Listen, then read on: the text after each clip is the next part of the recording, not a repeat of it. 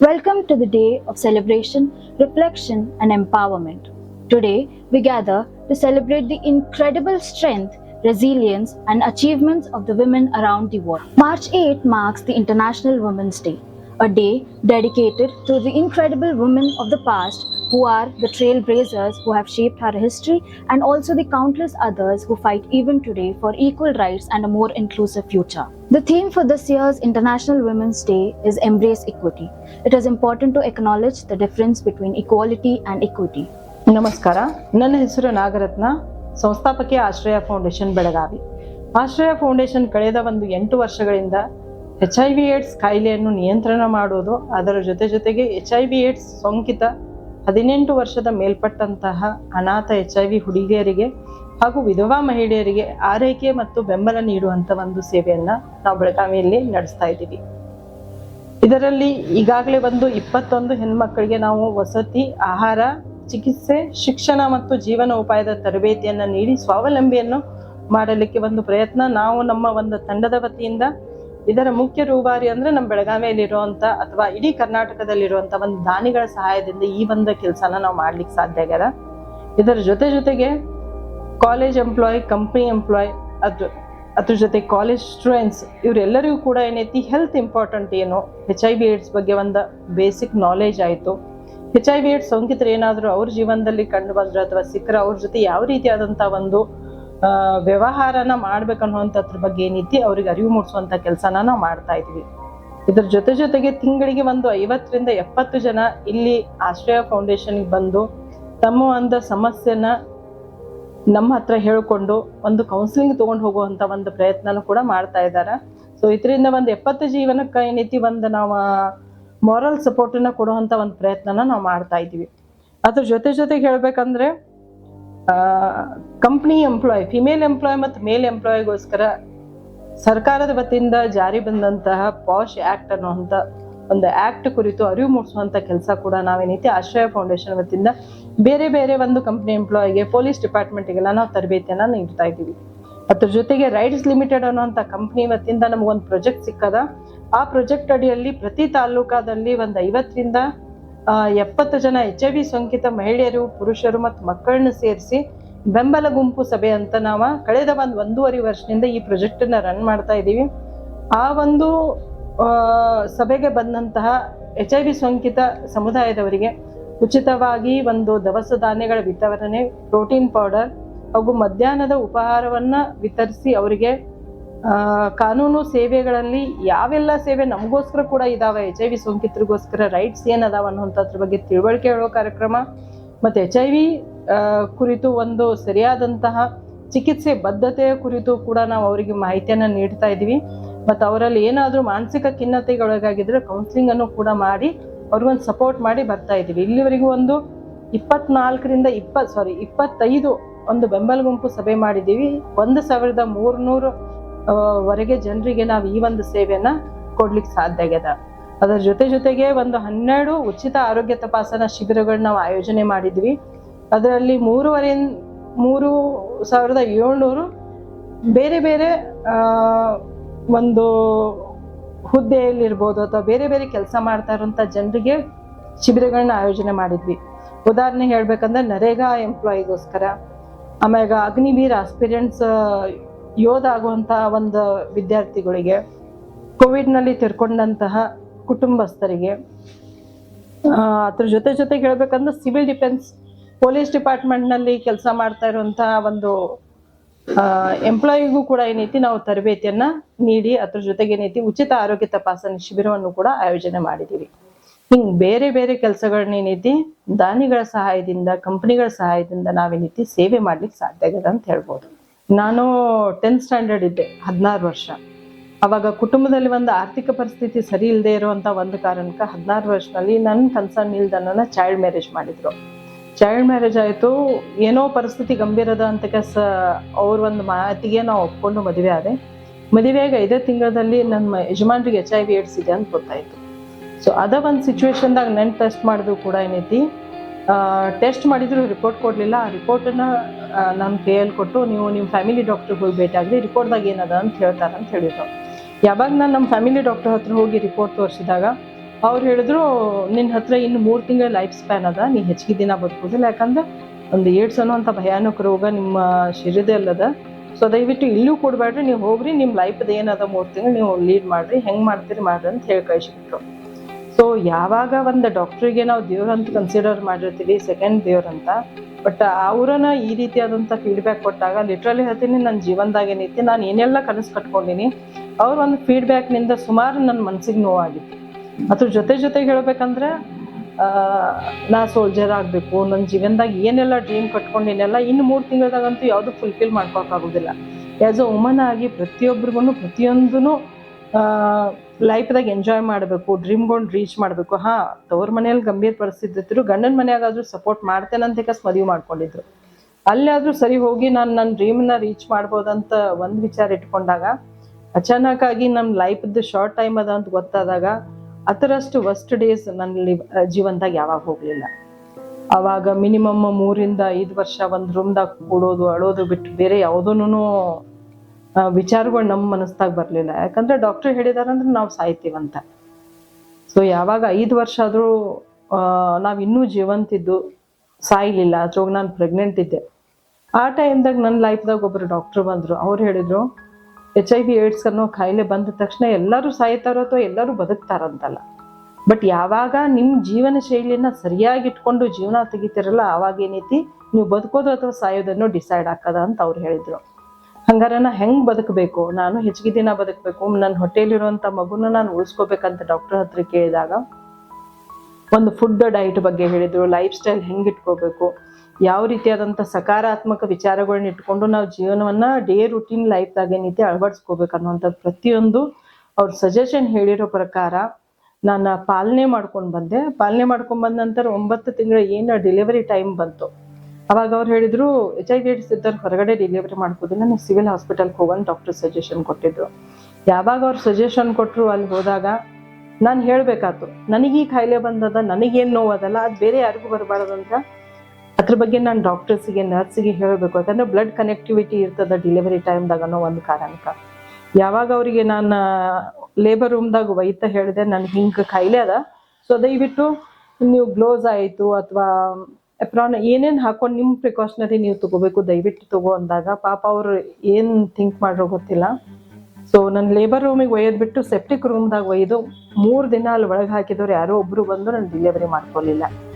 So ಜೀವನದಾಗ second toughest time ಅಂದ್ರೆ ಒಂದು ಡಾಕ್ಟರ್ ಹೇಳಿರೋ ಅಂಥ ಒಂದು ರಿಪೋರ್ಟ್ ಸ್ಟೇಟಸ್ ಡಿಸ್ಕ್ಲೋಸ್, ಸೆಕೆಂಡ್ ಆಗಿ ಯಾವಾಗ ಲೇಬರ್ ಪೇನ್ ಶುರು ಆಯಿತು ಆವಾಗ ನನ್ನ ಲೇಬರ್ ರೂಮ್ನಿಂದ ತೆಗೆದು ಸೆಪ್ಟಿಕ್ ರೂಮ್ದಾಗ ಹಾಕಿ 3 ದಿನ ಏನು ನನಗೆ ಹೆರಿಗೆ ಪೇನ್ ಜೊತೆ ನಾನೇನು ಸ್ಟಿಗ್ಮಾ ಅಲ್ಲಿ ಫೇಸ್ ಮಾಡಿದ್ದೀನಲ್ಲ ಆ ಒಂದು ಸ್ಟಿಗ್ಮಾ ಅಥವಾ ಆ ಒಂದು ತೊಂದರೆ ಯಾರಿಗೂ ಬರಬಾರ್ದು.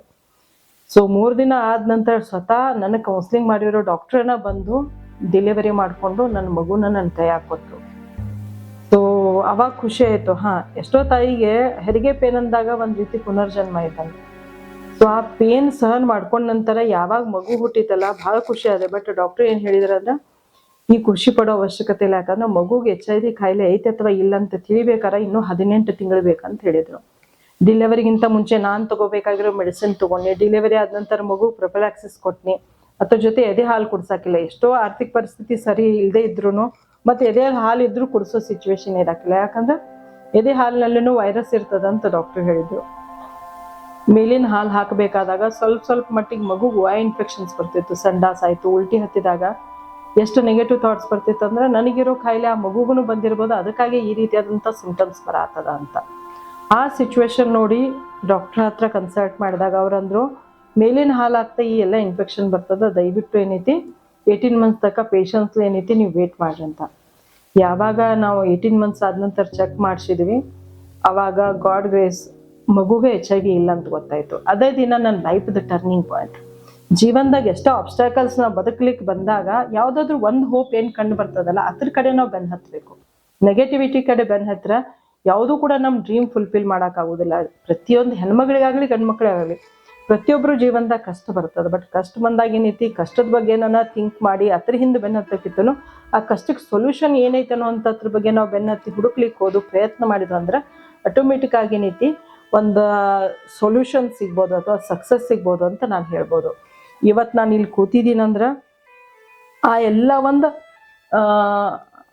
ಏನಂತಾರ ಅಬ್ಸ್ಟಕಲ್ ಪಾಸ್ ಮಾಡ್ಕೊಂಡು ಇವತ್ತು ಇಲ್ಲಿ ಕೂತಿದ್ದೀನಿ. ಸುಮಾರು ಸಂಘ ಸಂಸ್ಥೆಯಲ್ಲಿ ಕೆಲಸ ಮಾಡಿದೆ, ಸುಮಾರು ಪ್ರಾಬ್ಲಮನ್ನು ನನಗೂ ಕೊಟ್ಟರು, ನಾನು ಫೇಸ್ ಮಾಡಿ ಇವತ್ತು ನಾನು ಈ ಸ್ಟ್ರಾಂಗ್ ಆಗ್ಲಿಕ್ಕೆ ಕಾರಣ ಏನಂದ್ರೆ ಪ್ರತಿಯೊಬ್ಬರಿಗೆ ಹೇಳ್ತೀನಿ, ಜೀವನದಾಗ ಯಾರಾದರೂ ತೊಂದರೆ ಕೊಟ್ಟಾಗ ಅವ್ರ ಬಗ್ಗೆ ಸಿಟ್ಟು ಮಾಡೋದಾಯ್ತು, ಅವ್ರಿಗೆ ಬೈಯೋದಾಯ್ತು, ಅವ್ರಿಗೆ ಕೆಟ್ಟ ಬಯಸೋದು ಬೇಡ.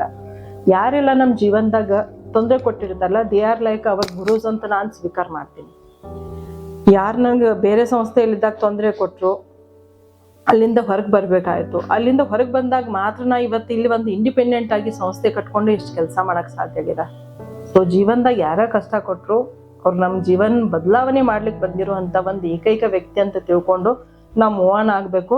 ಬಟ್ ಅದ್ರ ಬಗ್ಗೆ ಥಿಂಕ್ ಮಾಡಿ ನೆಗೆಟಿವ್ ಥಾಟ್ಸ್ ನಾವೇನಾದ್ರೂ ವಿಚಾರ ಮಾಡ್ಲಿಕ್ಕೆ ಶುರು ಮಾಡಿದ್ರು ಅಂದ್ರೆ ನಾವು ಮುಂದೆ ಬರಕ್ಕೆ ಸಾಧ್ಯ ಆಗೋದಿಲ್ಲ ಅಂತ ಹೇಳ್ಬೋದು. 16 ಇಯರ್ನಲ್ಲೇ HIV ಬಂದ ತಕ್ಷಣ ನನ್ನ ಎಜುಕೇಶನ್ ಕಂಟಿನ್ಯೂ ಆಗಲಿಲ್ಲ, ಡ್ರೀಮ್ ಯಾವುದು ಫುಲ್ಫಿಲ್ ಆಗಲಿಲ್ಲ. ಬಟ್ ಒಂದೇನದ ಅಂದ್ರೆ ಪ್ರತಿಯೊಂದು ಹೆಣ್ಮಕ್ಳಿಗೆ ಹೇಳ್ತೀನಿ, ಸಣ್ಣ ವಯಸ್ಸಾಗ ಮದುವೆ ಮಾಡಿದ್ರು ಅಥವಾ ನಿಮ್ಮ ಡ್ರೀಮ್ ಫುಲ್ಫಿಲ್ ಆಗದನ್ನ ಮದುವೆ ಮಾಡಿ ಗಂಡನ ಮನೆಗೆ ಕಳಿಸ್ಕೊಟ್ರು, ದಯವಿಟ್ಟು ನೀವು ಜೀವಂತ ಇರೋವರೆಗೂ ನಿಮ್ಮ ಗುರಿನೂ ಜೀವಂತ ಇಟ್ಕೊಳ್ರಿ. ನಿಮ್ದು ಏನು ಉದ್ದೇಶದ ಬದುಕಿಗೆ ಅಥವಾ ನೀವೇನಾದ್ರು ಅಚೀವ್ ಮಾಡ್ಬೇಕನ್ನೋಂಥದ್ದಿತ್ತಂದ್ರೆ ದಯವಿಟ್ಟು ನಿಮ್ಮ ಕೊನೆ ಉಸಿರಿರೋವರೆಗೂ ಅದನ್ನ ಜೀವಂತವಾಗಿ ಇಟ್ಕೊಂಡು ಅದಕ್ಕೆ ಮುಟ್ಲಿಕ್ಕೆ ಪ್ರಯತ್ನ ಮಾಡ್ಬೇಕಂತ ಹೇಳ್ತೀನಿ. ಯಾಕಂದ್ರೆ ಈಗ 2 year back after 25 years of gap ನಾನೇನೈತಿ ಪೋಸ್ಟ್ ಗ್ರಾಜ್ಯುಯೇಷನ್ ಕಾಲೇಜಿಗೆ ಟಾಪರ್ ಆಗಿ ಎಜುಕೇಶನ್ ಮುಗಿಸ್ಕೊಂಡೆ. ಅದಾದ ನಂತರ ಬೀಯಿಂಗ್ HIV ಪಾಸಿಟಿವ್ ಪರ್ಸನ್ ನಾ ಒಂದು ಸಂಸ್ಥೆ ತೆಗಿತೇನೆ ಅನ್ನೋದು ನನಗೆ ಗೊತ್ತಿರಕ್ಕಿಲ್ಲ. ಇಷ್ಟೆಲ್ಲ ಮಂತ್ಲಿ ಎಕ್ಸ್ಪೆನ್ಸಸ್ ಮಿನಿಮಮ್ 1 ರಿಂದ 1.5 ಲಕ್ಷದ ಈ ಸಂಸ್ಥೆದು, ಅದನ್ನ ಬೇರ್ ಮಾಡ್ತೀವಿ, ಎಲ್ಲಾರ್ದು ಹೆಲ್ಪ್ ತಗೊಂಡಂತೂ ಗೊತ್ತಿರಕ್ಕಿಲ್ಲ. ಅದ್ರ ಜೊತೆಗೆ ಹೇಳ್ಬೇಕಂದ್ರೆ ಪ್ರೆಸೆಂಟ್ ಆಗಿ ನಾ ಪಾಶ್ ಆಕ್ಟಿಗೋಸ್ಕರ KSRP 2nd Battalion ವರ್ಕ್ ಮಾಡ್ತಾ ಇದ್ದೀನಿ. GST ಗೂಡ್ಸ್ ಅಂಡ್ ಸರ್ವಿಸ್ ಟ್ಯಾಕ್ಸ್ಗೋಸ್ಕರ ಕೆಲಸ ಮಾಡ್ತಾ ಇದ್ದೀನಿ. ಅದಲ್ಲದೆ VTU ಯೂನಿವರ್ಸಿಟಿ ವೇಗಾಯ್ ಹೆಲ್ಮೆಟ್ ಇಂಡಸ್ಟ್ರಿ ಕೂಡ ಕೆಲಸ ಮಾಡ್ತಾ ಇದ್ದೀನಿ. ಅದ್ರ ಜೊತೆಗೆ KLE ಎಥಿಕಲ್ ಕಮಿಟಿ ಕೂಡ ಇದ್ದೀನಿ. ಯಾಕೆ ಈ ಎಲ್ಲ ಸೇವೆ ಮಾಡ್ಲಿಕ್ಕೆ ಸಾಧ್ಯ ಆಗಿದೆ ಅಂದ್ರೆ ನಾನು ನನ್ನಲ್ಲಿರುವಂತ ಒಂದು ಏನಂತಾರೆ ಕೆಪಾಸಿಟಿನ ನಾನು ಬಿಲ್ಡ್ ಮಾಡ್ಕೊಂಡು ನಾನು ಪ್ರಯತ್ನ ಮಾಡಿದಾಗ ಜನ ನಮ್ಮನ್ನು ಕರೀತಾರ. ಅದರ್ವೈಸ್ ನಮ್ಮ ಸಮಸ್ಯೆದಂತ ವೀಕ್ ಆಗಿ ನಮ್ಮ ಬಗ್ಗೆ ನೆಗೆಟಿವ್ ಥಾಟ್ನ ವಿಚಾರ ಮಾಡ್ಕೋತ ಕೂತ್ ಬಂದ್ರೆ ನಮ್ಮನ್ನ ಯಾರು ರೆಸ್ಪೆಕ್ಟ್ ಕೊಡೋದಿಲ್ಲ ಮತ್ತು ನಮ್ಮನ್ನ ಯಾರೂ ಏನೈತಿ ಸಪೋರ್ಟು ಮಾಡೋದಿಲ್ಲ. ಜೀವನದಾಗ ಸಮಸ್ಯೆ ಬರ್ತದ ಹೋಗ್ತದ, ಅದ್ರ ಜೊತೆಗೆ ಏನೈತಿ ನಾವು ಯಾವಾಗ ಫೈಟ್ ಮಾಡಿ ಸ್ಟ್ರಾಂಗ್ ಆಗಿ ನಿಲ್ತೀವಲ್ಲ ಅದ್ರಗೋಸ್ಕರ ಏನೈತಿ ಸಿಕ್ಕಿರುವಂಥ ರಿವಾರ್ಡ್ಸ್ ಇವು. ಮಿನಿಮಮ್ ಒಂದು 70 ರಿಂದ 80 ಅವಾರ್ಡ್ ಸಿಕ್ಕದ. ಕರ್ನಾಟಕದಲ್ಲಿರುವಂಥ ಎಲ್ಲ ವೆಲ್ ನೋನ್ ಚಾನಲ್ಸ್ ನಲ್ಲಿ ಸಪ್ರೇಟ್ ಆಗಿ ನನ್ನ ಲೈಫದ ಒಂದು ಬಯೋಗ್ರಫಿನ ತೋರಿಸಿದಾರ. ಎಕ್ಸಾಂಪಲ್ ಹೇಳ್ಬೇಕಂದ್ರೆ G drama juniors real hero award ಆಯ್ತು, ಅಲ್ಲಿ ಅವಾರ್ಡು ಕೊಟ್ಟರು, ನನ್ನ ಒಂದು ಲೈಫ್ ಸ್ಟೋರಿನ ಅಲ್ಲಿ ರೀಪ್ರೆಸೆಂಟು ಮಾಡಿದ್ರು. ಅದ್ರ ಜೊತೆಗೆ ಹೇಳ್ಬೇಕಂದ್ರೆ ದಿಗ್ವಿಜಯದಲ್ಲಿ ರತ್ನಾಶ್ರಯ ಅಂತ ಕಾರ್ಯಕ್ರಮ ಸಪ್ರೇಟ್ ಇವೆಂಟ್ ಮಾಡಿದ್ರು. ಪವರ್ ಟಿವಿಯಲ್ಲಿ ಯಜಮಾನಿ, ಆಮ್ಯಾಗ ಹೆಣ್ಮಕ್ಳಿಗೆ ಸ್ಟ್ರಾಂಗ್ ಗುರು ಪ್ರೋಗ್ರಾಮ್, ನಮ್ಮ ಬಾಹುಬಲಿ, ಆಮ್ಯಾಗ ಪಬ್ಲಿಕ್ ಟಿವಿದಲ್ಲಿ ಪಬ್ಲಿಕ್ ಹೀರೋ. ಸೊ ಹಿಂಗೆ ಬೇರೆ ಟಿವಿ ಚಾನೆಲ್ಸ್ನಲ್ಲಿ ನಮ್ಮ ಒಂದು ಲೈಫದ ಒಂದು ಮೆಸೇಜನ್ನು ಇನ್ನೊಬ್ರಿಗೆ ತೋರಿಸಿದಾಗ ನನಗೊಂದು ಏನು ಸ್ಯಾಟಿಸ್ಫ್ಯಾಕ್ಷನ್ ಅಂದ್ರೆ ನನ್ನ ಜೀವನ ಎಲ್ಲಾದರೂ ಇನ್ನೊಬ್ರಿಗೆ ಮೋಟಿವೇಶನ್ ಆಗಲಿ ಅಂತ. ಅವಾರ್ಡ್ಸ್ ಅಂತೂ ಸಿಗತ್ತದ, ಟಿವಿಯಲ್ಲಿ ಬರಾಕತ್ತೇನೆ, ಬಟ್ ಬರೋದ್ರಿಂದ ಏನಾಗ್ತದೆ ಸಮಾಜಕ್ಕೆ ಅಂದಾಗ ಎಷ್ಟೋ ಜನ ಸಣ್ಣ ಸಮಸ್ಯೆ ಲೈಫ್ದಲ್ಲಿ ಬಂದಾಗ ನೆಗೆಟಿವ್ ವಿಚಾರ ಮಾಡಿ ಸಾಯ್ತೇನೆ ಅನ್ನೋಂಥದ್ದು ನಿರ್ಧಾರ ಮಾಡ್ತಾರ, ಅಥವಾ ಇನ್ನೊಬ್ರಿಗೆ ಕೆಟ್ಟ ಬಯಸ್ಬೇಕು ಅನ್ನೋಂಥ ನಿರ್ಧಾರ ಮಾಡ್ತಾರ.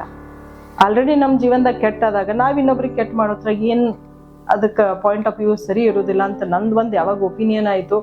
ಮತ್ತು ಸಮಸ್ಯೆ ಇದ್ರು ನಾನು ಬದುಕೋದಲ್ದ ನನ್ನ ಜೊತೆ 21 ಹೆಣ್ಮಕ್ಳಿದ್ದಾರೆ ಈಗಲೇ. ಆ ಎಲ್ಲ ಹೆಣ್ಮಕ್ಳನ್ನ ಜೊತೆ ಕೂಡಿಸಿ ಲಕ್ಷಾಂತರ ಗಂಟಲೆ ಜನರಿಗೆ ಅವೇರ್ನೆಸ್ ಮಾಡೋದಾಯ್ತು, ಕೌನ್ಸಿಲಿಂಗ್ ಮಾಡೋದಾಯ್ತು, ಇಷ್ಟೆಲ್ಲ ಸೇವೆ ಮಾಡೋದನ್ನ ನೋಡಿ ಎಷ್ಟೋ ಜನ ಮೋಟಿವೇಶನ್ ಆಗ್ತಾರ.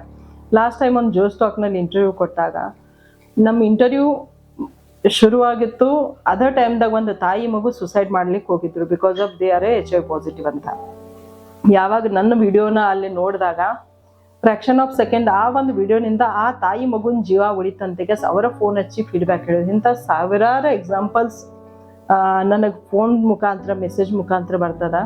ಸೊ ಈ ಒಂದು ಎಕ್ಸಾಂಪಲ್ಸ್ ಏನದ ಅಂದರೆ ಆ್ಯಸ್ ಅ ವುಮನ್ ಆಗಿ ವುಮನ್ಸ್ ಡೇಗೆ ಒಂದೇ ಹೇಳಕ್ಕೆ ಇಷ್ಟಪಡ್ತೀನಿ, ದೇವಿ ಇಚ್ಛೆ ಅಥವಾ ನಮ್ಮ ಭಾರತ ಸಂಸ್ಕೃತಿಯಾಗ ನಮಗೇನು ಒಂದು ವಿಶೇಷತೆ ಹೆಣ್ಮಕ್ಳಿಗೆ ಕೊಟ್ಟಾರಲ್ಲ ಅದ ಶಕ್ತಿ ನಮ್ಮಲ್ಲಿ ತುಂಬ್ಯದ. ಸೊ ಆ ಒಂದು ಹೆಣ್ಮಕ್ಳಲ್ಲಿರುವಂಥ ಪ್ರತಿಯೊಂದು ನೆಗೆಟಿವ್ ಥಾಟ್ಸ್ ಯಾರದೇ ಇತ್ತಂದ್ರೂ ಕೂಡ ದಯವಿಟ್ಟು ಅದನ್ನು ಪಾಸಿಟಿವ್ ಆಗಿ ಮಾಡಲಿಕ್ಕೆ ಅದು ಕೂಡ ಶಕ್ತಿ ನಮ್ಮನ್ನು ಇನ್ಬಿಲ್ಟ್ ಇರ್ತದ. ಸೊ ಅದನ್ನು ಯೂಸ್ ಮಾಡ್ಕೊಂಡು ಇರೋಷ್ಟು ಜನ ಚೆನ್ನಾಗಿ ನಾವು ನಡೆಸ್ಬೇಕು. ನಮ್ಮಿಂದ 4 ಜನರಿಗೆ ಏನಾದರೂ ಹೆಲ್ಪ್ ಮಾಡೋಂಗೆ ಆಯ್ತಂದ್ರೆ ಹೆಲ್ಪ್ ಮಾಡ್ರಿ. ಸೊ ಅದಕ್ಕೆ ಸಿಗುವಂಥ ಸ್ಯಾಟಿಸ್ಫ್ಯಾಕ್ಷನ್ ಏನೈತಲ್ಲ ನಮ್ಗೆ ಇನ್ನೂ ಹೆಚ್ಚು ದಿನ ಬದುಕಲಿಕ್ಕೆ ಸಾಧ್ಯ ಅದ. ಸೊ ಅದೇ ರೀತಿ ನಾನು ನಮ್ಮ ಟೀಮ್ದವ್ರು ಎಲ್ಲರೂ ಕೂಡ ಈ ಒಂದು ಸಂಸ್ಥೆನ ರನ್ ಮಾಡ್ತಾ ಇದ್ದೀವಿ. 3 ಮಂದಿ ಹೆಣ್ಮಕ್ಳನ್ನ ಅಡ್ವೈಸರಿ ಟೀಮ್ದಲ್ಲೂ ಹೆಣ್ಮಕ್ಳಿದ್ದಾರೆ. ಮತ್ತು ನನ್ನ ಮನೆಯಲ್ಲಿರುವಂಥ 20 ಮಂದಿ ಎಲ್ಲ ಹೆಣ್ಮಕ್ಳು ಕೂಡ ನಾವು ಈ ಒಂದು ಸೇವೆನ ನಮ್ಗಷ್ಟ ಬೆನಿಫಿಟ್ ಆಗದೆ ಸಮಾಜಕ್ಕೂ ಬೆನಿಫಿಟ್ ಆಗಲಿ ಅನ್ನೋಂಥ ಒಂದು ಪ್ರಯತ್ನದಿಂದ ನಡೆಸ್ತಾ ಇದ್ದೀವಿ. ಸೊ ಅದಕ್ಕಾಗಿ ಪ್ರತಿಯೊಬ್ಬರು ಲೈಫ್ ಪ್ರೀಸಿಯಸ್ ಅದ. ಸೊ ಖುಷಿಯಾಗಿರಿ, ಆರೋಗ್ಯವಾಗಿರಿ, ಮತ್ತು ನಿಮ್ಮ ಪ್ರತಿಯೊಂದು ಆಸೆಗಳು ಮುಟ್ಲಿಕ್ಕೆ ನೀವು ಸ್ವತಃ ಪ್ರಯತ್ನ ಮಾಡಿದ್ರೆ ಹಂಗೇನಾದರೂ ನೆಸೆಸರಿ ಇದ್ರೆ ಆಶ್ರಯ ಫೌಂಡೇಶನ್ ನಾಗರತ್ನ ನಿಮ್ಮ ಜೊತೆಗಿರ್ತಾ ಅಂತ ಹೇಳಿ happy women's day to. It is important to realize that the change we seek doesn't come overnight. It is built upon the shoulders of those who have fought for our rights, who raise their voices against injustice, and those who have the power to challenge the status quo. And every woman who stands up today adds to that growing wave of progress. ನಾನು doctor Rohini Gangadhar, ಭಾರತೀಯ ಗಾಯನ ಸಮಾಜದ ಅಧ್ಯಕ್ಷೆ, ಜೊತೆಗೆ ಶಾಸ್ತ್ರೀಯ ಸಂಗೀತ ಕಲಾವಿದೆ. ಈಗಿನ ಜನ್ರೇಷನಲ್ಲಿ ನಾನು ನೋಡಿರೋ ಹಾಗೆ ಶಾಸ್ತ್ರೀಯ ಸಂಗೀತದ ಒಲವು ಕಡಿಮೆ ಆಗ್ತಾ ಇದೆ. ಅದನ್ನು ಎಲ್ಲ ಪೇರೆಂಟ್ಸ್, ಎಜುಕೇಟೆಡ್ ಪೇರೆಂಟ್ಸ್ ಅದನ್ನು ಗಮನಿಸಿ ಮಕ್ಕಳಿಗೆ ಸಂಗೀತ ಅಭ್ಯಾಸ ಕೊಡಿಸೋದು, ಸಂಗೀತ ವಿದ್ಯಾಭ್ಯಾಸ ಕೊಡಿಸೋದು ತುಂಬ ಮಹತ್ವದ್ದು. ಈ ಓಡ್ತಾ ಇರುವ ಜನ್ರೇಷನಲ್ಲಿ, ಈ ಓಡ್ತಾ ಇರೋ ಈ ಜೀವನ ಪದ್ಧತಿಯಲ್ಲಿ ನಾವು ಸುಮಾರನ್ನ ಕಳ್ಕೊಂಡಿದ್ವಿ ಆಲ್ರೆಡಿ. ಸಂಗೀತನೂ ಅಷ್ಟೇ ಮಹತ್ವವಾದದ್ದು ಜೀವನಕ್ಕೆ. Music is good meditation for human life. ಅದನ್ನು ಕಾಪಾಡ್ಕೊಳ್ಳೋದು, ಜನ್ರೇಷನ್ ಟು ಜನ್ರೇಷನ್ ಅದನ್ನು ಕ್ಯಾರಿ ಮಾಡೋದು ತುಂಬ ಮುಖ್ಯ ಆಗಿದೆ. ಈಗಿನ ಎಜುಕೇಟೆಡ್ ಪೇರೆಂಟ್ಸ್ ಇದ್ರ ಬಗ್ಗೆ ಯೋಚನೆ ಮಾಡಿ ಮಕ್ಕಳಿಗೆ ಆದಷ್ಟು ಶಾಸ್ತ್ರೀಯ ಸಂಗೀತವನ್ನು ಅಭ್ಯಾಸ ಮಾಡಿಸಿ, ಕಲಿಸಿ ಅಂತ ಹೇಳೋದಕ್ಕೆ ನಾನು ಇಷ್ಟಪಡ್ತೀನಿ. ಯಾಕೆ ಅಂದರೆ ಈಗೆಲ್ಲ ಫಾಸ್ಟ್ ಫುಡ್ ಜೀವನ ಆಗಿರೋದ್ರಿಂದ ಎಲ್ಲರಿಗೂ ತುಂಬ ಬೇಗ ಕಲಿಬೇಕು, ತುಂಬ ಬೇಗ ಹಾಡಬೇಕು, ತುಂಬ ಬೇಗ ಪಾಪ್ಯುಲರ್ ಆಗಬೇಕು ಅನ್ನೋ ಪ್ರಪಂಚದಲ್ಲಿ ಸಂಗೀತ performing art, not for only ಸಂಗೀತ, ಡಾನ್ಸ್ ಇರಲಿ, ಮ್ಯೂಸಿಕ್ ಇರಲಿ, ಪರ್ಫಾರ್ಮಿಂಗ್ ಯಾವುದೇ ಆರ್ಟ್ ಅಷ್ಟು ಈಸಿಯಾಗಿ ಬರೋಂಥದ್ದಲ್ಲ. ಮಿನಿಮಮ್ ಅದಕ್ಕೆ ಅದ್ರ ದುಡಿಮೆ ಇದ್ದೇ ಇರಬೇಕು. ಬಟ್ ಇದು ಜೀವನಕ್ಕೆ ತುಂಬ ಒಳ್ಳೆಯದು ಲಾಂಗ್ ಟರ್ಮಲ್ಲಿ. ಇದನ್ನು ಅರ್ಥ ಮಾಡ್ಕೊಂಡು ಪೇರೆಂಟ್ಸ್ ಮಕ್ಕಳುಗಳಿಗೆ ಕಳಿಸಿ ತಾವೂ ಕಲೀರಿ. ಇಂಡಿಯಾದಲ್ಲಿ ಮಕ್ಕಳು ಜನಗಳೇನು ಕಲಿತಾ ಇದ್ದಾರೆ ಅಷ್ಟೇ ಆಸಕ್ತಿಯಿಂದ ಹೊರ ದೇಶದವರು ಹಿಂದೂಸ್ತಾನಿ ಕ್ಲಾಸಿಕಲ್ ಮ್ಯೂಸಿಕನ್ನು ಕಲಿತಾ ಇದ್ದಾರೆ. ಈ ಸದ್ಯದಲ್ಲೇ ನನ್ನ ಹತ್ರ 8 ದೇಶಗಳಿಂದ ಕಲಿತಾ ಇರೋ ಸ್ಟೂಡೆಂಟ್ಸ್ಗಳಿದ್ದಾರೆ. Sweden, Switzerland, Germany, UK, US, Singapore, ಹೀಗೆ ಸುಮಾರು 8 ದೇಶಗಳಲ್ಲಿ ನನ್ನ ಸ್ಟೂಡೆಂಟ್ಗಳಿದ್ದಾರೆ. ಅವ್ರು ಅಲ್ಲಿಂದನೇ ಆನ್ಲೈನ್ ಎಕ್ಸಾಮ್ಸ್ ಎಲ್ಲ ತಗೋತಾರೆ, ಎಕ್ಸಾಮ್ಗೆ ಪ್ರಿಪೇರ್ ಆಗ್ತಾರೆ, ತುಂಬ ಸೀರಿಯಸ್ ಆಗಿ ಕಲಿತಾ ಇದ್ದಾರೆ.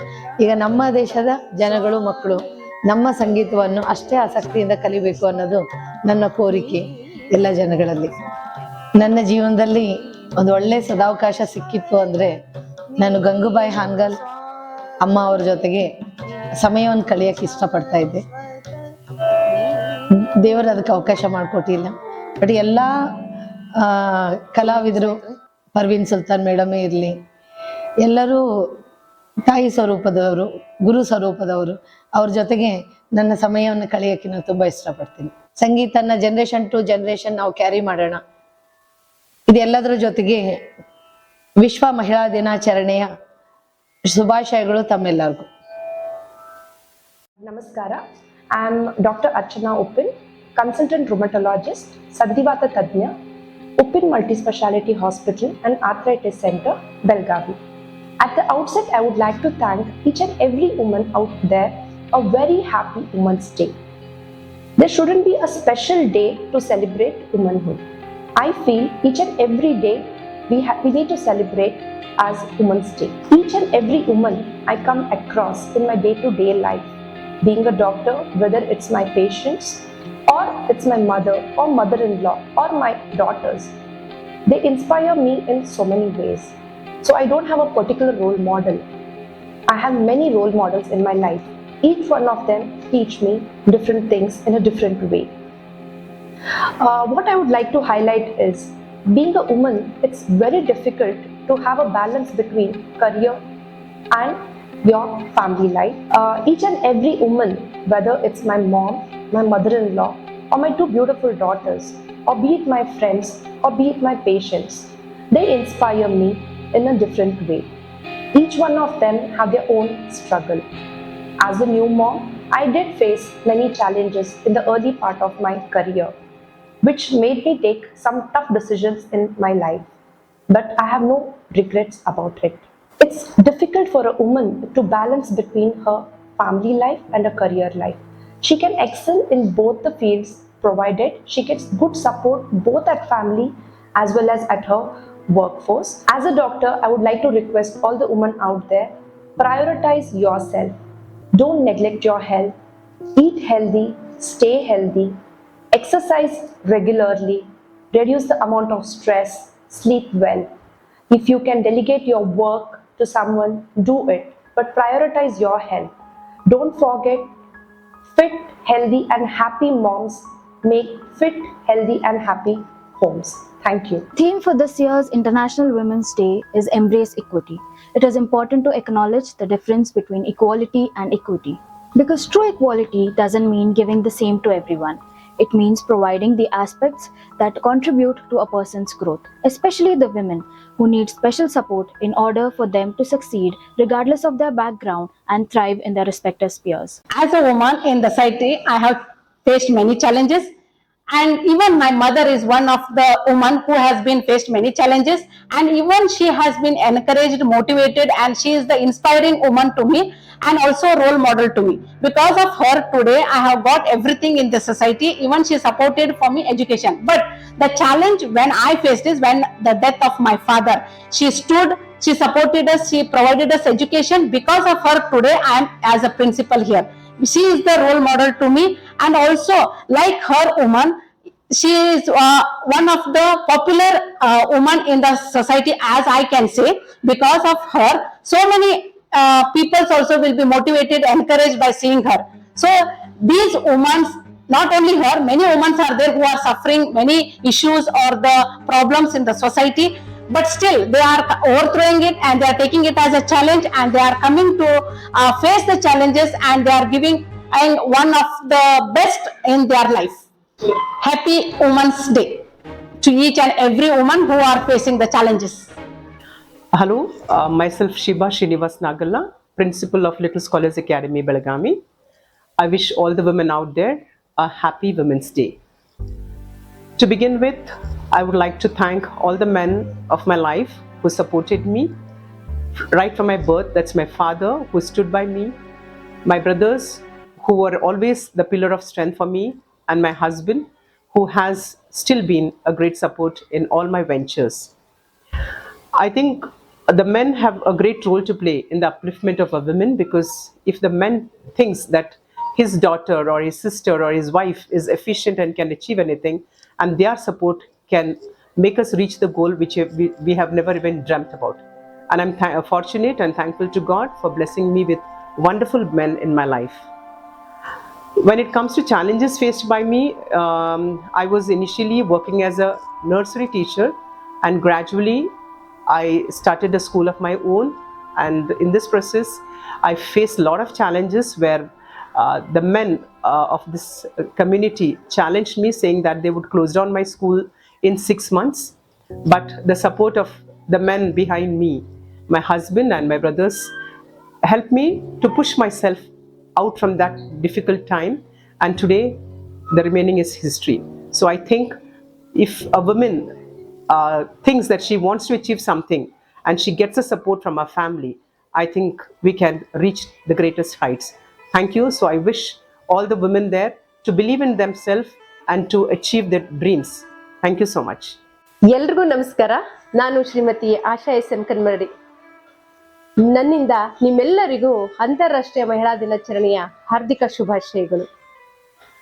ಆತ್ಮೀಯರೇ, ಇವತ್ತಿನ ನನ್ನ ಈ ಸಂದರ್ಶನದಲ್ಲಿ ಮೊದಲಿಗೆ ನಾನು ನನ್ನ ಪರಿಚಯ ಹೇಳೋಕ್ಕೆ ಇಷ್ಟಪಡ್ತೀನಿ. ಬಹುತೇಕರಿಗೆ ನಾನು ಬೇರೆ ಬೇರೆ ಕ್ಷೇತ್ರದಲ್ಲಿ ಪರಿಚಯ ಇದ್ದೀನಿ. ಕಾರಣ ನಾನು ಬಹಳಷ್ಟು ಕ್ಷೇತ್ರದಲ್ಲಿ ತೊಡಗಿಸಿಕೊಂಡಿರೋದ್ರಿಂದ ನಾನು ನಿಮ್ಮೆಲ್ಲರಿಗೆ ಈಗಾಗಲೇ ಪರಿಚಯ ಇದ್ದೀನಿ ಅನ್ಕೊಂಡಿದ್ದೀನಿ. ಯಾರಿಗೆ ಪರಿಚಯ ಇಲ್ವೋ ಅವ್ರಿಗೆ ನನ್ನ ಪರಿಚಯನ ನಾನು ಮಾಡ್ಕೊಡ್ತಿದ್ದೀನಿ. ಹೆಸರಂತರೂ ಗೊತ್ತು, ಆಶಾ ಅಂತ. ಬಹಳಷ್ಟು ಜನ ಗುರುತಿಸೋದು ಬಹುಮುಖ ಪ್ರತಿಭೆ ಅಂತ. ಮೂಲತಃ ನಾನು ಹವ್ಯಾಸಿ ಬರಹಗಾರ್ತಿ, ಹವ್ಯಾಸಿ ಹಾಡುಗಾರ್ತಿ, ಹವ್ಯಾಸಿ ನಟಿ, ಹಾಗೆ ಅನೇಕ ಕ್ಷೇತ್ರಗಳಲ್ಲಿ ನನ್ನನ್ನು ನಾನು ತೊಡಗಿಸ್ಕೊಂಡಿದ್ದೀನಿ. ಇತ್ತೀಚೆಗೆ ಸುಮಾರು 6 ವರ್ಷಗಳಿಂದ ಗೃಹ ಉದ್ಯೋಗವನ್ನ ಪ್ರಾರಂಭಿಸಿ ಅದನ್ನು ಸಮಾಜಕ್ಕೆ ಬೆಸೆದುಕೊಳ್ಳುವ ರೀತಿಯಲ್ಲಿ ವೀರಶೈವ ಲಿಂಗಾಯತ ಮಹಿಳೆಯರಿಗಾಗಿ ಕಾಯಕ ಕಟ್ಟಿ ಅನ್ನೋ ಒಂದು ಉದ್ಯಮ ಕ್ಷೇತ್ರವನ್ನೇ ಬೆಳೆಸಿದಂತ ಹೆಮ್ಮೆ ನನ್ನದು. ಅದಕ್ಕೆ ಆಶೀರ್ವಾದ ಬಸವಣ್ಣನವರದು ಅಂತ ಹೇಳೋಕೆ ನನಗೆ ತುಂಬಾ ಖುಷಿ ಆಗುತ್ತೆ. ಯಾಕಂದ್ರೆ ಇವತ್ತು ಮಹಿಳೆ ಬಹುತೇಕ ಕ್ಷೇತ್ರಗಳಲ್ಲಿ ತನ್ನನ್ನು ತಾನು ತೊಡಗಿಸಿಕೊಂಡಿರುವುದು ತಾವೆಲ್ಲ ನೋಡ್ತೀರಿ. ಹಾಗಂತ ಅವಳಿಗೆ ಎಲ್ಲ ಕಡೆನೂ ಅವಕಾಶ ಇದೆ ಅನ್ಕೋಬೇಡಿ. ಯಾಕಂದ್ರೆ ಮಹಿಳೆಯರು ನಾವು ಅವಕಾಶವನ್ನ ಮಾಡ್ಕೋತೀವಿ.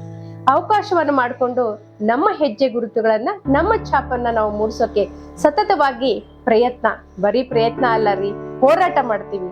ಆ ಹೋರಾಟದ ಪ್ರತಿಫಲವೇ ಇವತ್ತು ನಾವು ಆಚರಿಸುತ್ತಿರುವ ಅಂತಾರಾಷ್ಟ್ರೀಯ ಮಹಿಳಾ ದಿನಾಚರಣೆ.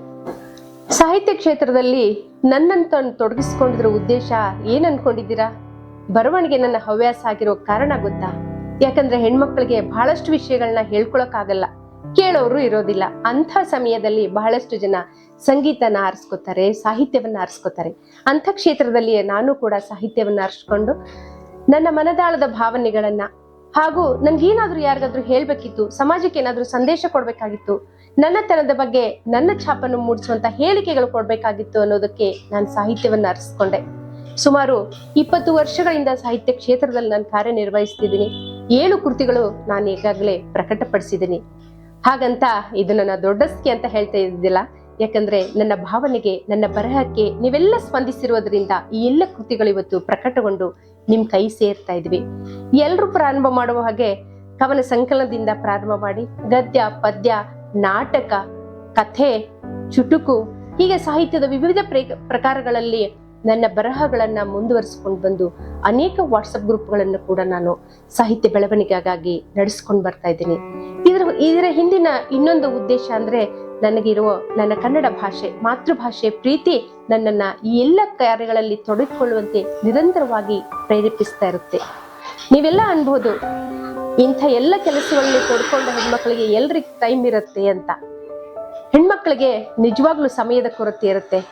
ಗಂಡು ಮಕ್ಕಳಿಗೂ ಹೆಣ್ಮಕ್ಳಿಗೂ ಸಮಯ ಒಂದೇ ಇರುತ್ತೆ, 24 ಗಂಟೆ ಇಬ್ರಿಗೂ ಅಷ್ಟೇ ಇರುತ್ತೆ. ಆದ್ರೆ ಬಳಸಿಕೊಳ್ಳುವುದರಲ್ಲಿ ವೈವಿಧ್ಯತೆ ಇರುತ್ತೆ. ಯಾವ ಕ್ಷೇತ್ರದಲ್ಲಿ ನಮ್ಮ ಆಸಕ್ತಿ ಇದೆ ಆ ಕ್ಷೇತ್ರಕ್ಕೆ ನಾವು ಖಂಡಿತವಾಗಿ ನ್ಯಾಯ ಒದಗಿಸಲು ಸಮಯವನ್ನ ನಾವು ಪ್ರತ್ಯೇಕವಾಗಿ ಅದಕ್ಕಾಗಿಯೇ ಮೀಸಲಿಡ್ತೇವೆ. ಅಂಥ ಕ್ಷೇತ್ರದಲ್ಲಿ ಇವತ್ತು ಮಹಿಳೆ ಬಹುತೇಕ ಕ್ಷೇತ್ರಗಳಲ್ಲಿ ಅವಳು ಪ್ರಾಮಾಣಿಕವಾಗಿ ಅವಳ ಪ್ರಯತ್ನದಿಂದ ಎಲ್ಲ ಕಡೆಯೂ ಕೂಡ ಅವಳು ತನ್ನನ್ನು ಗುರುತಿಸಿಕೊಂಡಿದ್ದಾಳೆ. ಅದೇ ನಿಟ್ಟಿನಲ್ಲಿ ನನ್ನ ಒಂದು ಸಣ್ಣ ಪ್ರಯತ್ನವು ಈ ಎಲ್ಲ ಕ್ಷೇತ್ರಗಳಲ್ಲಿ ನಾನು ಇರುವುದಕ್ಕೆ ಕಾರಣ ಆಗಿದೆ. ಸಾಹಿತ್ಯ ಅಂದ ತಕ್ಷಣ ಬರಿತೀವಿ ಅನ್ಕೋಬೇಡ್ರಿ. ಭಾವನೆಗಳನ್ನ ಬರೆದಾಗ ಕವಿತೆಗಳಾಗತ್ತೆ. ಕವಿತೆ ನಿಮಗ್ ಮುಟ್ಟೋದು ಹೇಗೆ? ಓದೋಗರಿಗೆ ಕವಿತೆ ಮುಟ್ಟತ್ತೆ, ಕೇಳೋಗರಿಗೆ ಹಾಡ್ಬೇಕಲ್ವಾ? ಹಾಗಾಗಿ ನನ್ನ ಆಸಕ್ತಿಯನ್ನ ಒಂದ್ ಹೆಜ್ಜೆ ಮುಂದಿರಿಸ್ಕೊಂಡು ನಾನು ಹಾಡೋಕ್ ಶುರು ಮಾಡಿದೆ.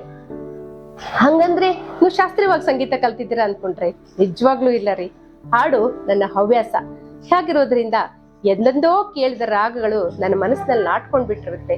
ಆ ಎಲ್ಲ ರಾಗಗಳನ್ನ ನನ್ನ ಸಾಹಿತ್ಯಕ್ಕೆ ಅಳವಡಿಸಿಕೊಂಡು ಸುಮಾರು 200ಕ್ಕೂ ಹೆಚ್ಚು ಗೀತೆಗಳಿಗೆ ನಾನು ರಾಗ ಸಂಯೋಜನೆ ಮಾಡಿದ್ದೀನಿ.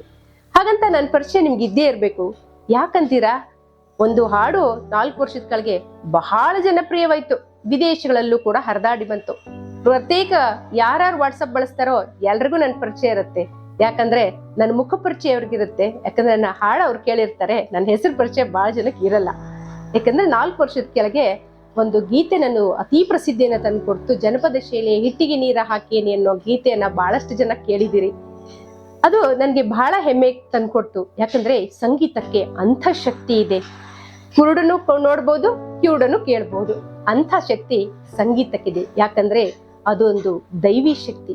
ಯಾರಿಗೆ ದೈವಿ ಶಕ್ತಿಯನ್ನ ಒಲಿಸ್ಕೊಳ್ಳೋ ತಾಕತ್ತಿರುತ್ತೋ ಅವರಿಗೆ ಸಂಗೀತ ಸುಲಭವಾಗಿ ಒಲಿಯುತ್ತೆ. ಹಾಗಂತ ಅದು ಸುಲಭದ ವಿದ್ಯೆ ಅನ್ಕೋಬೇಡಿ. ಅದ್ರ ಆಳ ಆಗ್ಲ ತಿಳಿದ್ರೆ ನೀವು ಹೆದರ್ಕೊಂಡ್ಬಿಡ್ತೀರ. ಅದು ಸಾಧನೆ, ಅದೊಂದು ಧ್ಯಾನ. ಆ ಧ್ಯಾನದ ನಿಲುವನ್ನು ನೀವು ಮುಟ್ಟಿದಾಗಲೇ ಸಂಗೀತ ನಿಮ್ಗೆ ಒಲಿಯೋದು. ಹಾಗಂತ ನಾನೇನು ಮಹಾ ಸಂಗೀತ ಜ್ಞಾನಿ ಇಲ್ಲ. ಆದ್ರೂ ಹವ್ಯಾಸ ಹಾಡುಗಾರ್ತಿಯಾಗಿ ನಾನು ಹಾಡುವಾಗ ಯಾರೋ 4 ಜನ ಚಪ್ಪಾಳೆಯಿಂದ ಚೆನ್ನಾಗಿತ್ತು ಅಂದ್ಬಿಟ್ರೆ ಅದಕ್ಕಿಂತ ದೊಡ್ಡ ಗೌರವ, ಖುಷಿ ಇನ್ನೇನ್ ಬೇಕು ಹೇಳ್ರಿ ಸಂಗೀತಗಾರರಿಗೆ. ಅಂಥ ಸಂಗೀತ ಪ್ರಿಯಳು ನಾನು. ಸುಮಾರು ನನ್ನ ಹಾಡುಗಳಿಗೆ, ಬೇರೆಯವರ ಹಾಡುಗಳಿಗೆ ನಾನು ರಂಗ ಸಂಯೋಜನೆ ಮಾಡಿದ್ದೀನಿ. ವಿಶೇಷವಾಗಿ ನಾನು ಒಬ್ಳು ಕನ್ನಡದ ನಿರೂಪಕಿ ಆಗಿರುವುದರಿಂದ ಅನೇಕ ಜನರ ಪುಸ್ತಕ ಬಿಡುಗಡೆ ಕಾರ್ಯಕ್ರಮದಲ್ಲಿ ನಾನು ಭಾಗವಹಿಸಿದಾಗ ಅವತ್ತೇ ಅವತ್ತೇ ಬಿಡುಗಡೆಗೊಂಡಂತಹ ಕೃತಿಗಳಿಂದ ಆಯ್ದುಕೊಂಡಂತಹ ಗೀತೆಗಳನ್ನ ಅದೇ ಕ್ಷಣದಲ್ಲಿ ರಾಗ ಸಂಯೋಜನೆ ಮಾಡಿ ಹಾಡಿದಂಥ ಖುಷಿ ನನಗಿದೆ. ಯಾಕಂದ್ರೆ ಕವಿಗೆ ತನ್ನ ಹಾಡನ್ನು ಯಾರಾದ್ರೂ ನನ್ನ ಕಣ್ಣೆದುರಿಗೆ ಹಾಡ್ತಾ ಇರೋ ಆ ಖುಷಿ ನೋಡಿದ್ರೆ ನಿಜವಾಗೂ ನನ್ನ ಸಂಗೀತ ಅಭ್ಯಾಸ ಮಾಡ್ತಿರೋದಕ್ಕೂ ಹವ್ಯಾಸವಾಗಿ ಇಟ್ಕೊಂಡಿದ್ದಕ್ಕೂ ಸಾರ್ಥಕ ಅನಿಸ್ಬಿಡುತ್ತೆ. ಬರೀ ನನ್ನ ಹಾಡಷ್ಟೇ ಹಾಡಿದಿಲ್ಲ, ಅನೇಕರ ಗೀತೆಗಳಿಗೆ ನಾನು ಧ್ವನಿಯಾಗಿದ್ದೀನಿ. ಅದಕ್ಕೆಲ್ಲ ಕಾರಣ ಯಾರು ಗೊತ್ತಾ? ಬರೀ ನಾನ್ ಕೇಳಿ ಖುಷಿ ಪಡೋದಿಲ್ಲ, ನೀವು ಕೇಳಿ ಖುಷಿ ಪಟ್ಟಿದ್ದೀರಲ್ಲ, ಆ ಸಂತೋಷ ನನ್ನನ್ನು ಮತ್ತೆ ಮತ್ತೆ ಆ ಕ್ಷೇತ್ರದಲ್ಲಿ ಮುಂದುವರಿಯುವಂತೆ ನಿರಂತರವಾಗಿ ಪ್ರೇರೇಪಿಸ್ತಾ ಇರುತ್ತೆ. ಏನ್ರಿ ಹಾಡ್ತೀರಾ ಅನ್ಕೊಂಡ್ರ? ಹೌದ್ರಿ, ನಾನ್ ನಿರೂಪಕಿ ಕೂಡ. ಅನೇಕ ಕಾರ್ಯಕ್ರಮಗಳನ್ನ, ಸಾಹಿತ್ಯಿಕ, ಸಾಂಸ್ಕೃತಿಕ, ಆಧ್ಯಾತ್ಮಿಕ ಕಾರ್ಯಕ್ರಮಗಳನ್ನ ನಾನು ನಿರೂಪಣೆ ಮಾಡಿದ ಹೆಮ್ಮೆ ಮತ್ತು ಭರವಸೆ ನನಗಿದೆ. ಹಾಗಂತ ನಿಮ್ಗೆ ನಾಟಕ ಗೊತ್ತಾ ಅಂತೀರಿ? ನಿಜವಾಗ್ಲೂ ರೀ, ನಾನು ಒಳ್ಳೆ ನಟಿ ಅಂತ ಹೆಮ್ಮೆಯಿಂದ ಹೇಳ್ಕೊತೀನಿ. ಯಾಕಂದ್ರೆ ನಾನು ಸುಮಾರು ಸಲ ಆ ನಾಟಕದ ಮುಖ್ಯ ರಂಗಭೂಮಿಯ ಮುಖ್ಯ ಕಲಾವಿದೆಯಾಗಿ ನಾನು ಅನೇಕ ನಟಿಸಿದ್ದೀನಿ. ಅದಕ್ಕೂ ನಿಮ್ಗೆ ಸಾಕ್ಷಿ ಹೇಳ್ಬೇಕಾ? ಊರ್ಮಿಳಾ ನಾಟಕದ ಮುಖ್ಯ ಪಾತ್ರಧಾರಿನೇ ನಾನು ರೀ. ಊರ್ಮಿಳಾ ಎಷ್ಟು ಜನರ ಕಣ್ಣಲ್ಲಿ ನೀರು ಬಂತು ಗೊತ್ತಾ?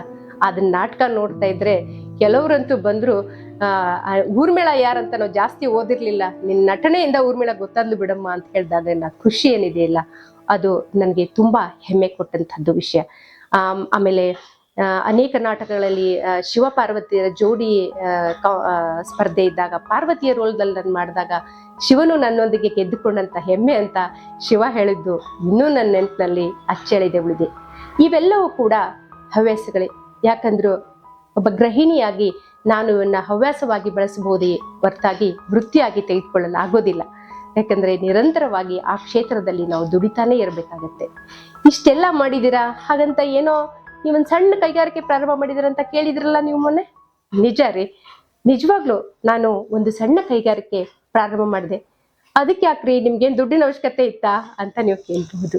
ನಿಜವಾಗ್ಲು ಇವತ್ತಿನ ಸಮಾಜದಲ್ಲಿ ಹೆಣ್ಮಕ್ಳಿಗೆ ಏನೇನು ಅವಶ್ಯಕತೆ ಇರುತ್ತೆ ಅನ್ನೋದು ಬಹಳಷ್ಟು ಜನರಿಗೆ ಗೊತ್ತಾಗಲ್ಲ. ಆ ಗೊತ್ತಾಗದನ್ನ ನನಗೆ ಗೊತ್ತಾಯ್ತು. ಹಾಗಂತೀರಾ? ನನ್ನ 5ನೇ ಕೃತಿ ಬೆಳಗಾವಿ ಜಿಲ್ಲಾ ವಿಶಿಷ್ಟ ಸಾಧಕಿಯರನ್ನೋ ಕೃತಿಯನ್ನ ನಾನು ಬಿಡುಗಡೆ ಮಾಡಿದಾಗ ಸುಮಾರು ಹೆಣ್ಮಕ್ಳನ್ನ, ಬೇರೆ ಬೇರೆ ಕ್ಷೇತ್ರದಲ್ಲಿ ಕೆಲಸ ಮಾಡಿದಂತ ಸಾಧಕಿ ಹೆಣ್ಮಕ್ಕಳನ್ನ ನಾನು ಸಂದರ್ಶನ ಮಾಡಿದಾಗ ಅವರ ಮನದಾಳದ ನೋವುಗಳು, ಅವರ ಅಸಹಾಯಕತೆಗಳು, ಅವರ ದೌರ್ಬಲ್ಯಗಳು ನನ್ನ ಎದುರಿಗೆ ಬಿಚ್ಕೊಳ್ತಾ ಹೋದವು. ಇಂಥ ಅಸಹಾಯಕ ಹೆಣ್ಮಕ್ಳಿಗೆ ನಾನೇನಾದ್ರೂ ಮಾಡ್ಬೇಕಲ್ಲ ಅನ್ನೋ ಚಿಂತೆ ನನ್ನ ಮನದಲ್ಲಿ ಕೊರಿತಾ ಇದ್ದಾಗ ನಾನು ಈ ಉದ್ದಿಮೆ ಕ್ಷೇತ್ರವನ್ನ ಆರಿಸ್ಕೊಂಡೆ. ಇವತ್ತು ಟೆಕ್ನಾಲಜಿ ಗೊತ್ತಿದ್ರನೆ ಬದುಕೋಕೆ, ಉಸಿರಾಡೋಕೆ ಗಾಳಿ ಅನ್ನೋ ದಿನಗಳಲ್ಲಿ ಒಬ್ಬ ಅನಕ್ಷರಸ್ಥ ಸ್ತ್ರೀ ಹೇಗೆ ಬದುಕಬಲ್ಲಳು ಅನ್ನೋದು ಬಹಳ ದೊಡ್ಡ ಚಾಲೆಂಜ್ ಇರುತ್ತೆ. ಅಂಥದ್ರಲ್ಲಿ ಅಂಥ ಹೆಣ್ಣು ಮಕ್ಕಳ ಗುಂಪು ಕಟ್ಕೊಂಡೆ ನಾನೊಂದು ಮಾರುಕಟ್ಟೆಯನ್ನ ಪ್ರಾರಂಭ ಮಾಡಿಬಿಟ್ಟೆ. ಪ್ರಾರಂಭದಲ್ಲಿ ಆಶಾಸ್ ಕಲೆಕ್ಷನ್ ಅಂತ ನನ್ನದೇ ಆದಂತಹ ಒಂದು ಪುಟ್ಟ ಗೃಹ ಕೈಗಾರಿಕೆಯನ್ನ ಪ್ರಾರಂಭ ಮಾಡಿದೆ. ಅದಕ್ಕೂ ಒಂದು ಉದ್ದೇಶ ಇದೆ ರೀ. ಯಾವ್ಯಾವುದೋ ಬಟ್ಟೆ ಅಂತ ಹೊಲಿಯೋದಿಲ್ಲ.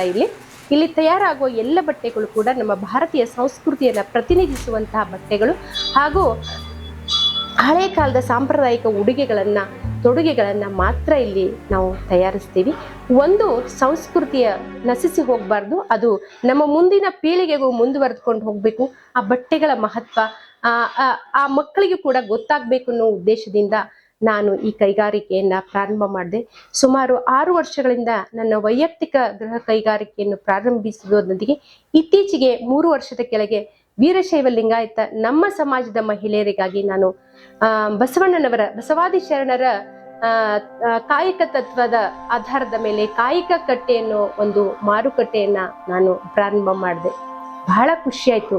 ಯಾಕಂದ್ರೆ ಬರೀ ರೊಟ್ಟಿ ಅಡಿಗೆ ಮಾಡೋ ಹೆಣ್ಮಕ್ಳು ನಾವೇನ್ ಮಾಡೋಕ್ಕಾಗತ್ರಿ, ನಾವೇನ್ ಸಂಪಾದಿಸಕ್ಕಾಗತ್ತೆ ಅನ್ನೋ ಅವರ ದೌರ್ಬಲ್ಯವನ್ನ ಅವರ ಶಕ್ತಿಯನ್ನಾಗಿ ಪರಿವರ್ತಿಸಿದಂಥ ಒಂದು ದೊಡ್ಡ ಕ್ಷೇತ್ರ ಕಾಯಕ ಕಟ್ಟೆ ಅಂತ ಬಹಳ ಹೆಮ್ಮೆಯಿಂದ ಹೇಳ್ತೀನಿ.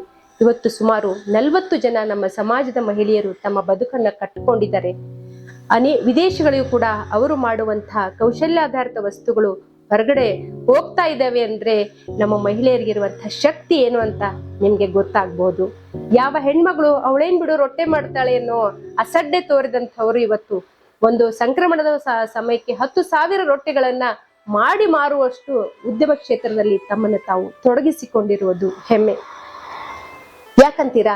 ಮಹಿಳೆಯರು ಅಡ್ಗೆ ಮಾಡದೇ ಇದ್ರಿ ನೀವೇನ್ರಿ ಊಟ ಮಾಡ್ತೀರಾ, ನೀವು ಊಟ ಮಾಡದೇ ಇದ್ರೆ ಏನ್ರಿ ನೀವು ಕೆಲಸ ಮಾಡಕ್ ಸಾಧ್ಯ? ಯಾವುದು ಸಾಧ್ಯ ಇಲ್ಲ ಅಲ್ವಾ? ಹೊಟ್ಟೆ ತುಂಬಿದ ಮೇಲೆನೆ ನೆತ್ತೆ ಕೆಲಸ ಪ್ರಾರಂಭ ಆಗೋದು. ಅದಕ್ಕೆ ನಮ್ಮ ಅಡಿಗೆ ಮಾಡೋ ಹೆಣ್ಮಕ್ಕಳನ್ನ ನಾವು ಗೌರವಿಸಲೇಬೇಕು. ಅನ್ನ ಬೆಳೆಯವನ್ನು ಅನ್ನದಾತ ಆದ್ರೆ ಬೇಯಿಸಿ ಹಾಕುವಳು ಮಾತೆ. ಅಂಥ ಮಾತೆ ಸ್ವರೂಪ ಹೆಣ್ಮಕ್ಕಳನ್ನೆಲ್ಲ ನೀವು ಗೌರವಿಸ್ತಾ ಇದ್ದೀರಾ. ಯಾಕಂದ್ರೆ ಇವತ್ತು ಹೆಣ್ಣಿಲ್ದೆ ಬದುಕು ಇಲ್ಲ, ಹಾಗಂತ ಪುರುಷ ಇಲ್ದೇ ಇದ್ರೆ ಬದುಕು ಆಗತ್ತ ಅಂತ ಅಲ್ಲ. ಇಬ್ರು ಕೂಡ ಒಂದು ನಾಣ್ಯದ ಎರಡು ಮುಖಗಳು. ಪ್ರಕೃತಿ ಮತ್ತು ಪುರುಷ ಈ ನಿಸರ್ಗದ ನಿಜವಾದ ಸತ್ಯ. ಇವೆರಡರಲ್ಲಿ ಹೊಂದಾಣಿಕೆ ಇದ್ದಾಗ ಮಾತ್ರ ಸಮಷ್ಟಿಯ ಬದುಕೋಕೆ ಸಾಧ್ಯ ಅನ್ನೋದನ್ನ ಮತ್ತೆ ಮತ್ತೆ ನಾವು ಎಲ್ರಿಗೂ ಹೇಳಲೇಬೇಕು. ಯಾಕಂದ್ರೆ ಇದು ಸತ್ಯ, ಎಟರ್ನಲ್ ಟ್ರುತ್ ಅಂತೀವಲ್ಲ, ಈ ನಿಜ ಸತ್ಯವನ್ನ ಎಲ್ರಿಗೂ ಅರಿವುಪಡಿಸುವಂತ ದಿನವೇ ಈ ಅಂತಾರಾಷ್ಟ್ರೀಯ ಮಹಿಳಾ ದಿನಾಚರಣೆ. ಇಂಥ ಒಂದು ವಿಶೇಷ ದಿನಕ್ಕಾಗಿ ನಮ್ಮನ್ನೆಲ್ಲ ಸಂದರ್ಶಿಸಿ ನಿಮ್ಮೆದುರಿಗೆ ತರ್ತಿದಾರಲ್ಲ, ಇವ್ರಿಗೂ ಒಂದು ದೊಡ್ಡ ಸಲಾಮ್ ಹೇಳಲೇಬೇಕು. ಎಲ್ಲರಿಗೂ ನಮಸ್ಕಾರ. ನಾನು ಶ್ರೀಮತಿ ಮಂಗಲಾ ರಾಜೇಂದ್ರ ಮಠದ. ನಾನು ಉಮಾ ಸಂಗೀತ ಪ್ರತಿಷ್ಠಾನ ಹಾಗೂ ಕ್ರಾಂತಿ ಮಹಿಳಾ ಮಂಡಳ ಸಂಸ್ಥಾಪಕಿ ಹಾಗೂ ಈಗ ಅಧ್ಯಕ್ಷೆಯಾಗಿ ಕಾರ್ಯವನ್ನು ನಿರ್ವಹಿಸ್ತಾ ಇದ್ದೀನಿ. ನಾನು ಸುಮಾರು 2004ರಲ್ಲಿ ಸಂಗೀತ ಶಾಲೆಯನ್ನು ಸ್ಥಾಪನೆ ಮಾಡಿದೆ. 2006ರಲ್ಲಿ ನಮ್ಮ ಕ್ರಾಂತಿ ಮಹಿಳಾ ಮಂಡಳ ಸ್ಥಾಪನೆ ಆಯಿತು. ಈಗ ನಾನು ಉಮಾ ಸಂಗೀತ ಪ್ರತಿಷ್ಠಾನದಿಂದ ಮ್ಯೂಸಿಕ್ ಕ್ಲಾಸ್ಗಳನ್ನು ತೆಗೆದುಕೊಳ್ತಾ ಇದ್ದೀನಿ. ಹಿಂದೂಸ್ತಾನಿ ಮ್ಯೂಸಿಕ್ ನಡೆಸ್ತಾ ಇದ್ದೀನಿ ನಾನು. ಅಲ್ಲದೆ ಸುಗಮ ಸಂಗೀತ ಮತ್ತು ಶಾಸ್ತ್ರೀಯ ಸಂಗೀತವನ್ನು ಕೂಡ ಮಕ್ಕಳಿಗೆ ಹಾಗೂ ದೊಡ್ಡವರಿಗೆಲ್ಲ ಹೇಳಿಕೊಡ್ತಾ ಇದ್ದೀನಿ. ಅಂದ್ರೆ ನಮ್ಮ ಭಾರತ ದೇಶದ ಸಂಸ್ಕೃತಿ ಉಳಿಬೇಕು, ಬೆಳಿಬೇಕು ಅನ್ನೋ ಉದ್ದೇಶದಿಂದ ಭಜನೆಗಳು, ಆಮೇಲೆ ಸುಗಮ ಸಂಗೀತದಲ್ಲಿ ಭಜನೆಗಳು ಬರ್ತಾವೆ, ಜಾನಪದ ಸಾಹಿತ್ಯ ಬರ್ತದೆ, ವಚನಗಳು, ದಾಸ ಸಾಹಿತ್ಯ. ಹೀಗೆ ನಮ್ಮ ಮಕ್ಕಳಲ್ಲಿ ಮತ್ತು ದೊಡ್ಡವರಲ್ಲಿ ಈ ಒಂದು ತಿಳುವಳಿಕೆ ಮೂಡಿಸ್ಬೇಕನ್ನೋ ಉದ್ದೇಶದಿಂದನೇ ನಾನು ಈ ಸಂಗೀತ ಶಾಲೆ ಸ್ಟಾರ್ಟ್ ಮಾಡಿದ್ವಿ. ಹಾಗೆ ನನ್ನ ಹತ್ರ 3 ವರ್ಷದಿಂದ 60 ವರ್ಷದವರೆಗಿನ ಎಲ್ಲ ವಿದ್ಯಾರ್ಥಿನಿಯರು ಸಂಗೀತ ಕಲಿಲಿಕ್ಕೆ ಬರ್ತಾರೆ. ಮತ್ತೆ ಸಂಗೀತ ತುಂಬಾ ಅವಶ್ಯಕತೆ ಇದೆ ಎಲ್ಲರೂ ಸಂಗೀತವನ್ನು ಕಲಿಲೇಬೇಕು. ಯಾಕಂದ್ರೆ ಸಂಗೀತದಿಂದ ಮಾನಸಿಕ ಹಾಗೂ ನಮ್ಮ ದೈಹಿಕ ಬೆಳವಣಿಗೆ ಆಗ್ತದೆ ಅನ್ನೋದು ನನ್ನ ಅಭಿಪ್ರಾಯ. ಯಾಕಂದ್ರೆ ಇದಕ್ಕೆ ನಾನೇ ಜ್ವಲಂತ ಉದಾಹರಣೆ. ಯಾವಾಗ ನಾನು ಸಂಗೀತ ಶುರು ಮಾಡಿದೆ ಆವಾಗ ಅಂದ್ರೆ ನಾ ಎಲ್ಲ ಕ್ಷೇತ್ರದಲ್ಲಿ ಬೆಳೀತಾ ಹೋದೆ.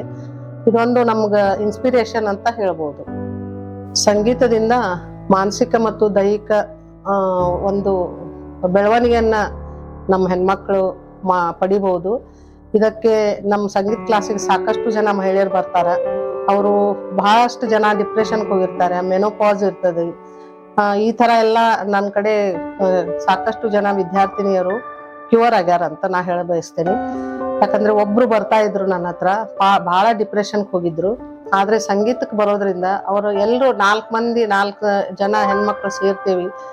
ಅವಾಗ ಹಾಡು ಹೇಳ್ತೇವಿ, ಆಮೇಲೆ ಭಜನೆ ಮಾಡ್ತೇವಿ. ಈ ಒಂದು ವಾತಾವರಣದಿಂದ ಹೆಣ್ಮಕ್ಳಿಗೆ ಒಂದು ಮನೋಸ್ಥೈರ್ಯ ಕೂಡ ಹೆಚ್ಚಾಗ್ತದೆ ಅಂತ ನನ್ನ ಅನಿಸಿಕೆ. ಸಂಗೀತ ಬಹಳ ಅವಶ್ಯಕತೆ ಇದೆ ಈಗಿನ ದಿನಮಾನಗಳಲ್ಲಿ. ಸಣ್ಣ ಮಕ್ಕಳಿಗೆ ಮತ್ತು 40 ಏಜ್ ಆಗ್ತಾರಲ್ಲ ಅವ್ರಿಗೆ ಬಹಳ ಅವಶ್ಯಕತೆ ಇದೆ ಸಂಗೀತ ಅನ್ನೋದು. ಸಂಗೀತದಿಂದ ನಿಜವಾಗಿಯೂ ಕೂಡ ಮನಸ್ಸಿನ ನೆಮ್ಮದಿ, ಮಾನಸಿಕ ಬೆಳವಣಿಗೆ ಹಾಗೂ ನಮ್ಮ ಶಾರೀರಿಕ ಕೂಡ ಬೆಳವಣಿಗೆ ಆಗ್ತದೆ ಅಂತ ನಾನು ಖಂಡಿತವಾಗಿ ಹೇಳ್ತೇನೆ. ವಿಶ್ವದ ಎಲ್ಲ ಮಹಿಳೆಯರಿಗೆ ವಿಶ್ವ ಮಹಿಳಾ ದಿನಾಚರಣೆಯ ಶುಭಾಶಯಗಳನ್ನು ಕೋರುತ್ತೇನೆ.